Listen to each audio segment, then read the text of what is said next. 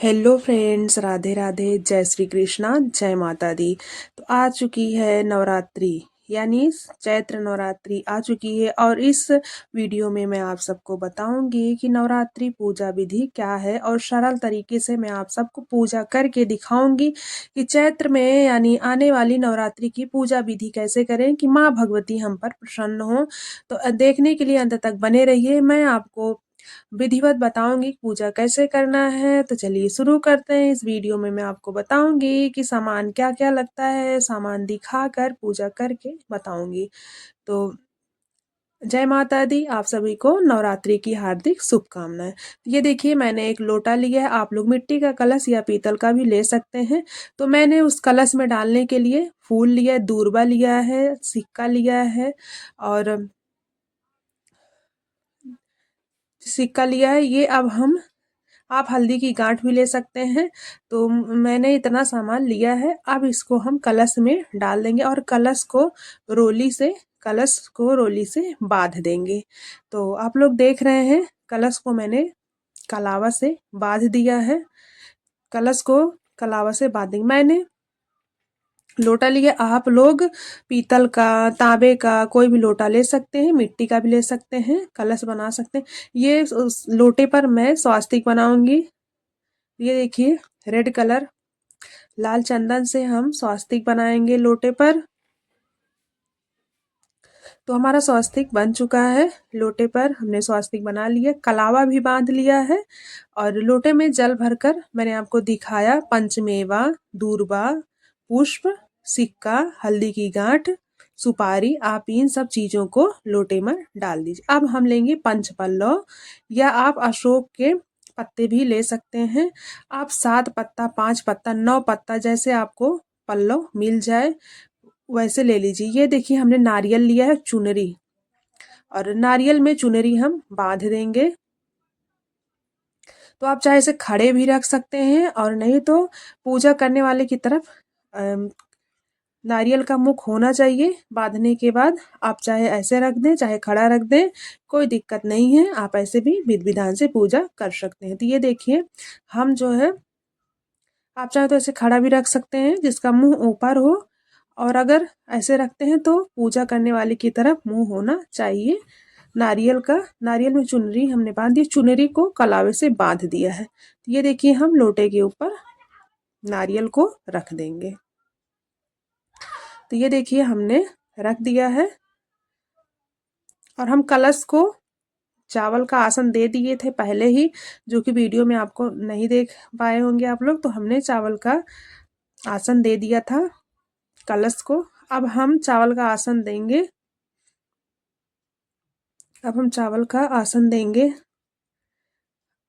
ये देखिए, हम कलश का चावल का आसन दे रहे हैं। तो ये देखिए, आप लोगों को भी चावल का आसन दे देना है कलश को। और कलश आपको जरूर रखना होता है, क्योंकि कलश में सभी देवी देवताएं 9 दिन तक विराजमान होते हैं। तो ये देखिए, अब हम चावल का आसन देंगे अखंड ज्योति के लिए। तो चावल का आसन, पुष्प का आसन आप दे सकते हैं। तो हमने देखिए चावल का आसन दे दिया अखंड ज्योति का। तो देखते रहिए हम कैसे आपको पूजा करके अखंड ज्योति को जला देंगे, क्योंकि धूप दीप को पहले जला देते हैं, फिर उसके बाद पूजा विधि स्टार्ट करते हैं। तो हमने अखंड ज्योति को जला दिया है, और आसन देकर ही आप अखंड ज्योति रखें। ये देखिए, हमने सुपारी लिया है। इस सुपारी को गणेश भगवान मानकर, तो हम इस सुपारी में कलावा यानी वस्त्र समर्पित करेंगे गणेश भगवान को। तो ये देखिए, हम समर्पित कर रहे हैं कलावा। गणेश भगवान है हमारे। सुपारी को हमने गणेश भगवान मानकर, आप लोग गौरी गणेश दोनों लोगों को रख लीजिएगा। तो ये देखिए, हमने गणेश भगवान को विराजमान कर लिया है। तो ये देखिए, एक चुनरी हम उड़ाएंगे माता रानी को वस्त्र समर्पित करेंगे। तो हमारा चुनरी जो है, माता रानी को हमने समर्पित कर दिया है। तो देखते रहिए, माता रानी को हमने चुनरी समर्पित कर दिया है। अगर हमारे यहाँ नौ दुर्गा का नौ स्वरूप नहीं था तो मैंने जो माता रानी की प्रतिमा थी मैंने विराजमान कर दिया है। तो आप लोग अगर नौ रूपों की दुर्गा माता हो तो उन्हें आप विराजमान कर सकते हैं। तो अब हमने ज्वारा के लिए एक बर्तन ले लिया है। अगर आपको मिट्टी का पात्र मिल जाए तो आप मिट्टी के पात्र में ज्वारा बो सकते हैं। मुझे डेमो बनाना था तो मैंने बर्तन घर में यूज होने वाली पूजा पाठ में वही बर्तन लेकर आपको ज्वारा बोने का तरीका मैंने दिखा दिया है।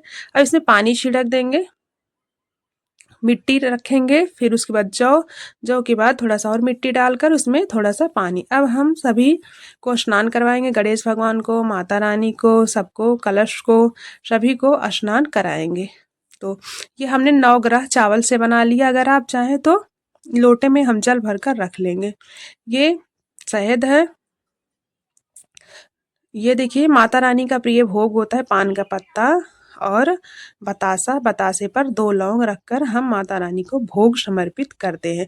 माता रानी को डेली आप पान का पत्ता ना भी हो तो कोई बात नहीं, लेकिन बतासा और लौंग जरूर माता रानी को समर्पित करना चाहिए। तो ये माता रानी का सबसे प्रिय भोग है। तो ये देखिए हमने सामान इकट्ठा कर लिए। ये हमने प्लेट में कपूर रखा है। हवन करने के लिए अगर आपको मिट्टी का पात्र मिल जाए तो आप मिट्टी के पात्र में हवन जरूर करें।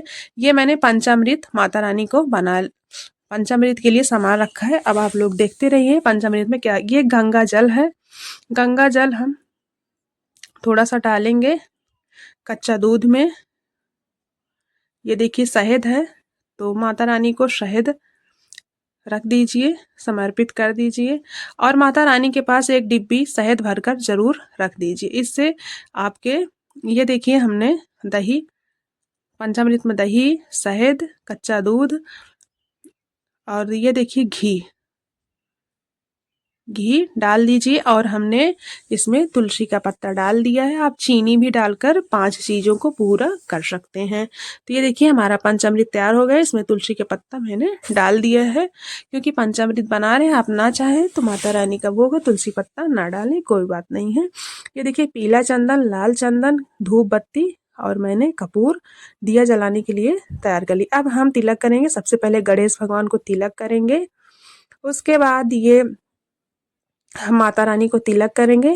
माता रानी के 9 स्वरूप हैं तो 9 स्वरूपों को हम तिलक करेंगे। शेर को भी तिलक करेंगे। ये देखिए हम वैष्णो माता की प्रतिमा है तो वैष्णो माता की प्रतिमा में जो जो माता रानी है सबको तिलक करेंगे। अब हम नारियल पर तिलक करेंगे। लाल चंदन से, आप सिंदूर से भी तिलक कर सकते हैं। माता रानी को लाल चंदन अति प्रिय है। हम पंच पल्लों पर भी तिलक करेंगे। तो ये देखिए हम पंचपल्लों पर अब तिलक कर रहे हैं। आप लोग ऐसे विधि विधान से पूजा जरूर करिएगा। ये हम पंचपल्लों पर तिलक कर रहे हैं।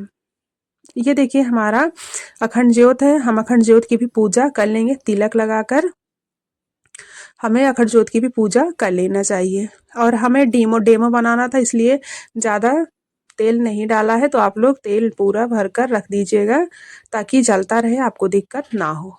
तो इसके बाद जो है हम पुष्प चढ़ाएंगे माता रानी को। लाल पुष्प और गुड़हल का पुष्प अति प्रिय होता है। तो अगर गुड़हल का पुष्प मिल जाए तो माता रानी को जरूर समर्पित करें। ये हमारे नवग्रह है। मैंने चावल से नवग्रह को बना लिया। आप चाहें तो चावल के ऊपर सुपारी भी रख सकते हैं। तो मैंने चावल का ही नवग्रह बना लिया है। तो यह माता रानी को पुष्प समर्पित कर रहे हैं। ये देखिए माता रानी को रेड पुष्प अति प्रिय है तो माता रानी को हम रेड पुष्प समर्पित करेंगे। तो आप लोग देखते रहिए माता रानी की विधि विधान से पूजा कैसे हम कर रहे हैं, वैसे आप लोग जरूर करिएगा। माता रानी आपकी सभी मनोकामनाएं जरूर पूरा करेंगी। तो हम माता रानी को पुष्प, पहले हम माता रानी को तिलक किए, अब इसके बाद हम पुष्प माता रानी को अब हम नारियल पर पुष्प समर्पित करेंगे क्योंकि नारियल पर सभी भगवान, सभी देवी देवता विराजमान होते हैं। और कहा जाता है नवरात्रि में सभी देवी देवता माता रानी की पूजा अर्चना के लिए भ्रमण करते रहते हैं। माता रानी की पूजा देखने के लिए भ्रमण करते रहते हैं। तो ये हम अब पुष्प मेरे पास थोड़ा सा बचा था तो मैं थोड़ा सा तोड़ कर सभी 9 ग्रह को चढ़ा दूंगी। मैंने 9 ग्रह बना लिया है। आप लोग भी 9 ग्रह का चावल ऐसे ही बना सकते हैं। तो ये देखिए हम जो है और कलश को माता रानी के सीधे हाथ पर जरूर रखिएगा। तो नवग्रह को हमने पुष्प समर्पित कर दिया है। पहले मैंने नवग्रह को टीका कर लिया था, उसके बाद हम पुष्प समर्पित कर रहे हैं। तो ये हमारा नवग्रह को पुष्प हमने समर्पित कर दिए। माता रानी के पास एक लोटा जल तांबे के या पीतल में जरूर रखिएगा। ये हमने कपूर रख दिया हवन करने के लिए। तो हवन सामग्री आप जरूर रख लीजिए। हवन सामग्री में सब कुछ मिलाकर रख लीजिएगा। और कपूर से, और हवन सामग्री या लकड़ी नहीं है तो आप लोग कपूर से भी दीपक कपूर से भी हवन कर सकते हैं। कपूर थोड़ी सी ज्यादा मात्रा में लेंगे तभी हवन कर पाएंगे। हवन आप लोग डेली करिएगा सुबह। तो ये देखिए हम कपूर 11 ना लेके हमने कपूर का ले लिया है आपको दिखाने के लिए। तो ये सब माता रानी के भोग को हम कपूर में यानी हवन में पहले हवन करेंगे, उसके बाद हम इस भोग को समर्पित कर देंगे। पान का पत्ता लेंगे, उस पर बतासा लेंगे और बतासे पर लौंग लेंगे। तो माता रानी को हमने हवन सामग्री में उनका भोग समर्पित कर देना है। माता रानी का अति प्रिय भोग होता है बतासा और लौंग। तो हमने माता रानी को भोग लगा दिया है जो कि उनका प्रिय भोग है। तो ये देखिए हमने इसमें ड्राई फ्रूट्स और इलायची रखा है। तो आप माता रानी को इलायची जरूर समर्पित करें। मैंने माता रानी के लिए ड्राई फ्रूट्स, गुड़ और इलायची भोग के लिए रख दिया है। तो ये देखिए 2 लौंग हैं। आप लोग हवन में 2 लौंग शहद मिलाकर अपनी मनोकामना के लिए हवन में जरूर डालें। तो ये हमने माता रानी के लिए दही निकाला था, ये पंचामृत है। तो दही बच गया था तो मैंने चढ़ा दिया। माता रानी भोग को समर्पित करें। और ये देखिए हम अपने हाथ में चावल लेंगे और पुष्प भी ले सकते हैं।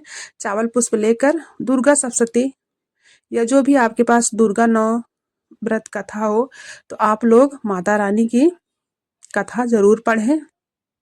हाथ में पुष्प और चावल लेकर माता रानी की कथा पढ़ें और संकल्प लें। 1 दिन का व्रत हो तो उसका भी संकल्प लें, और 9 दिन का व्रत रख रहे हैं तो पहले दिन ही आपको संकल्प ले लेना है। उसके बाद देखिए श्रृंगार का 5 श्रृंगार का, 16 श्रृंगार या 7 श्रृंगार का सामान माता रानी को पहले दिन ही समर्पित कर दें, या तो आप लास्ट दिन माता रानी को समर्पित करें। लेकिन माता रानी को सुहाग का 5 या 7, 16 सुहाग सामग्री जरूर समर्पित करें माता रानी को। तो ये देखिए हमने माता रानी की पूजा अर्चना कर लिया है। अब हम माता रानी की धूप कपूर से या आप दिए से भी माता रानी की आरती उतार लीजिए। तो आप लोग देखते रहिए, हम माता रानी की आरती उतार रहे हैं। तो देखते रहिए माता रानी की आरती। और आप लोग विधि विधान से ऐसे ही पूजा करिएगा। बहुत ही सरल उपाय है और आप लोग करते रहिए पूजा पाठ। ये देखिए फल है, और कोई भी फल हो आप लोग जरूर समर्पित करें माता रानी को। कोई भी फल हो, सेब हो, केला हो, जो भी आपके पास ऋतु फल उपलब्ध हो समर्पित करें। और ये देखिए दक्षिणा माता रानी को जरूर समर्पित करें, क्योंकि पूजा अर्चना में जो त्रुटि हो जाती है तो हम दक्षिणा रखकर माता रानी से कहते हैं कि हे माता रानी, मैंने दक्षिणा समर्पित कर दिया, जो मेरी पूजा अर्चना में त्रुटि रह गई हो, कमी रह गई हो, उसे माफ कर दीजिए। अब हम आरती करेंगे माता रानी की। और आरती के थाल में थोड़ा सा अक्षत और पुष्प जरूर रखना चाहिए। इसके बाद हम माता रानी की आरती करेंगे। जो भी आपको आरती करना हो, जय अम्बे गौरी, ओम जय अम्बे गौरी, जो भी। अब हमारी आरती हो चुकी है और हम आरती करके दिखाएंगे तो बहुत लंबी वीडियो हो जाएगी, तो देखते रहिए। अब आरती करने के बाद हम जो है थोड़ा सा दिया को शांत कर लेते हैं। पानी और पुष्प से दिया को शांत कर लेते हैं। तो हमने दिया को शांत कर लिया है। अब हाथ जोड़कर माता रानी से पूजा में हुए त्रुटि के लिए क्षमा याचना करेंगे। और माता रानी जो है हमारे त्रुटि को जरूर माफ करती हैं, क्योंकि ये हमारी माता रानी, हम उनके बालक हैं। जाने अनजाने में जो गलतियां हो जाती हैं, जो भूल चूक हो जाती है, पूजा पाठ में कुछ भी छूट जाता है, तो उसके लिए माता रानी से हमें क्षमा याचना जरूर करना चाहिए। तो ये देखिए हमने माता रानी की पूजा अर्चना कर लिया है विधि विधान से। तो आप लोग देखते रहिए हमने माता रानी के कैसे पूजा किया। बहुत ही सरल उपाय है, आप लोग जरूर करिएगा। तो माता रानी की सामग्री भी मैंने दिखा दिया क्या क्या लगेगा, और करके भी दिखा दिया है। और ये 1 लोटा जरूर माता रानी के पास जरूर रखें। पीतल हो, तांबा का हो या मिट्टी का हो तो आप जरूर रखिएगा। माता रानी के पास ठंडा जल भर कर रख दीजिएगा माता रानी के पास। तो आई होप आप सबको ये पूजा विधि पसंद आई होगी। जय माता दी, राधे राधे।